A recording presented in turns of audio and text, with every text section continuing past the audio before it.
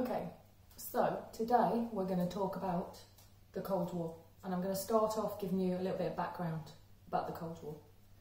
As you can see, 1945, the end of the Second World War, which we talked about before, that was the start of the Cold War, where the British Empire started to crumble and it went from a unipolar world into what we call a bipolar world, with the power being shared between these two countries. So we're going to look in the first part of this about the backgrounds to the two countries. Now, the USA, as we've spoken about, was a capitalist society, capitalist economy, with liberalisation of trade and ran like a democracy. Free press, free trade, liberalisation, working with obviously Europe after the Second World War, and with the Marshall Plan, helping Europe and the UK recover after it had been annihilated in the Second World War, giving it loans, trading, selling it goods, etc. So we've got really a free market economy here, with that kind of ideology as the backdrop to the USA. And it's worked pretty successfully, obviously, for the next quite a few decades afterwards. On the other hand, we had Russia, or the USSR as it was known then, the United Soviet States of Russia.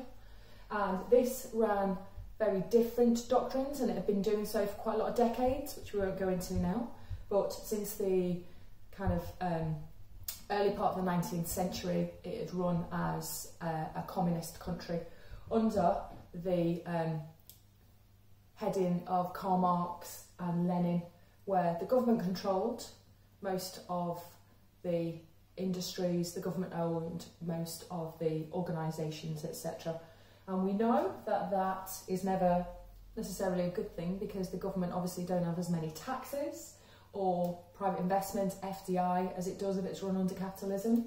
But communism, run under state control, the state owns everything, the state runs everything, the state's in control of everything. And that's how Russia ran for many, many decades. Control the media and control the economy. The state control the media and the economy. And as we'll see later on, this wasn't very successful, but it's how they decided to organise their economy.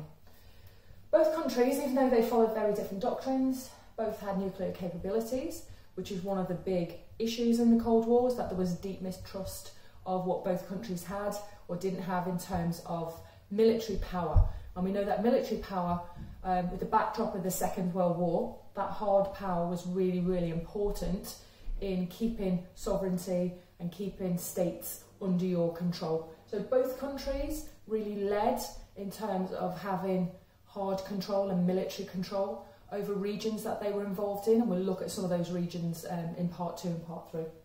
So nuclear capabilities from both deeply mistrusted each other because they had fundamental differences in their ideologies. And at the time, there was a lot of proxy wars going on within Asia, within South America, within the Southeast Asia, etc. A lot of espionage, so James Bond has got this backdrop of the idea of communism against capitalism, and spies and people spying against each other and not knowing what the other people in the country were doing. And a lot of propaganda on both sides about what was right and what wasn't right, and mistrust between the two, and one was better than the other. So they use the media, they both use the media, maybe the US and a lot more. So this soft power starts coming in a little bit now, about what other countries think of these countries, to do with what kind of propaganda machines they have. And obviously America, having the language in English, is probably better at spreading this negative propaganda about the USSR. But within the countries that the USSR has power, which we'll talk about in part 2, then they were just kind of as bad as each other with spreading propaganda. So that is part 1, which is our background of the Cold War. I want you to pause the video now, and you're going to make some notes on both sides. I'd like you to discuss this with a partner if that's possible, otherwise write some ideas down, maybe make a table.